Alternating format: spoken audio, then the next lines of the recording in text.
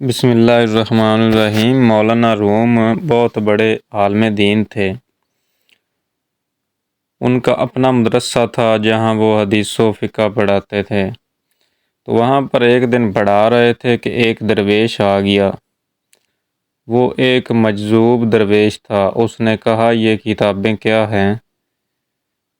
مولانا روم نے کہا، تو درویش آدمی ہے، تو کیا جانے کہ یہ کیا ہیں؟ یہ بہت اعلیٰ باتیں ہیں، یہ نوٹس ہیں، حدیث ہے، فقہ ہے، یہ قرآن کی کتابیں ہیں اور تفسیر کی کچھ کتابیں ہیں۔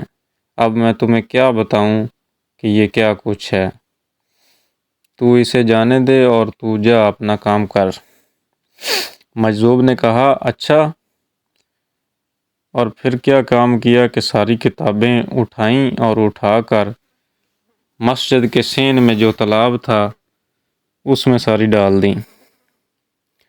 مولانا نے چیخیں لگانی شروع کر دیں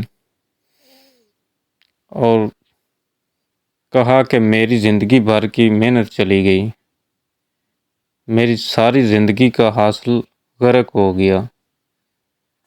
مولانا روم جب بہت زیادہ روئے تو اس درویش نے ہاتھ ڈالا اور خشک کتابیں پانی سے نکال لیں۔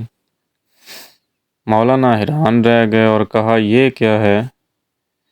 تو درویش کہنے لگے، تو کیا جانے کہ یہ کیا ہے؟ تو اپنا کام کر۔ اتنا کہہ کر وہ درویش چلے گئے۔ 2-3 سال مولانا اس کے پیچھے پیچھے اور وہ آگے آگے، بڑی تگ و دو کی اس کو تلاش کرنے میں اور اس کو منانے میں، اس کو راضی کرنے میں۔ بڑی مشکل سے مولانا نے جا پکڑا کہ خدا کے لیے مجھے معاف کر دیں، میں 3 سے 5 سال آپ کے پیچھے پھر رہا ہوں کہ مجھے اپنا بنا لو۔ تو درویش کہنے لگے، تو صرف 3 سال سے میرے پیچھے ہے اور میں 25 سال سے تیری تلاش میں ہوں۔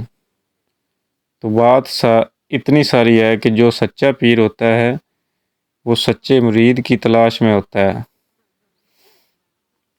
سچا مرید بڑی ریئر چیز ہوتا ہے۔ سچا پیر اور چیز ہے اور سچا مرید اور چیز ہے۔ ایک دفعہ ایک آدمی بابا فرید گنج شکر کے پاس گیا۔ انہوں نے آتے ہی اس کو سارا کچھ دے دیا، اور باقی کے جو مرید پہلے موجود تھے، جو وہاں پاس بیٹھے تھے، کہنے لگے، سرکار کمال ہے، ہم یہاں اتنی مدت سے بیٹھے ہیں اور اس کو آتے ہی سب کچھ دے دیا۔ انہوں نے بڑا شور مچایا۔ تو سرکار بابا فرید نے فرمایا، وہ خشک لکڑیاں لے کر آیا تھا، اب آگ دکھانا میرا کام تھا۔ اس کی لکڑیاں خشک تھیں، ان کو فوراً آگ لگ گئی،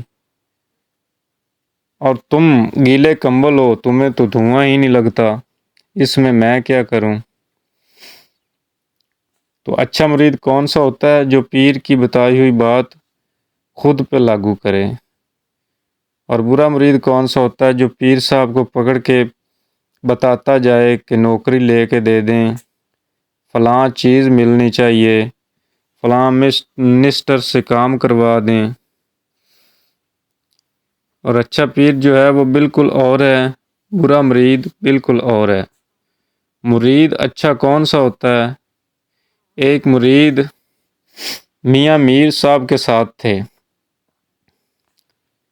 تو ان سے کسی نے پوچھا کہ تیرا پیر کون ہے؟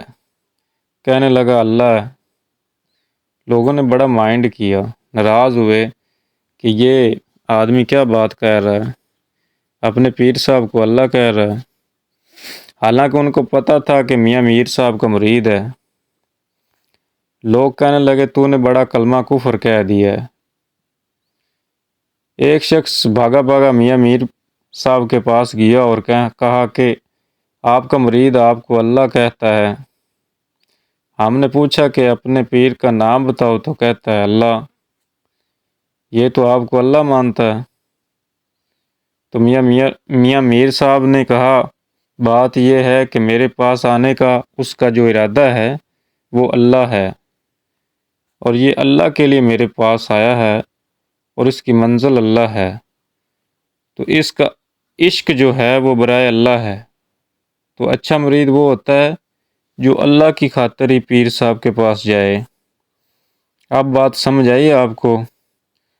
اور اگر یہ آرزو اور باقی دنیاوی آرزویں نکل جائیں اور انسان پیر کے پاس اللہ کی رضا کے لیے چلا جائے، وہ اچھا مرید ہوگا۔ تو مرید کا ارادہ اللہ کا ہونا چاہیے۔ تو ارادہ کس بات کا ہونا چاہیے؟ اللہ کا اور اللہ کے حبیب کا، اور اس کا یہی راستہ ہے، صحیح راستہ جو ہے وہ یہی ہے۔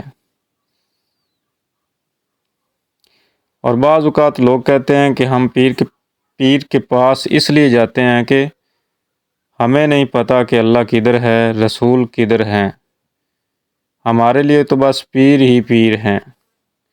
ایسی گمراہی سے بچنا چاہیے، اور پیر صاحب کے پاس جانے کا ارادہ بھی اللہ ہی ہونا چاہیے۔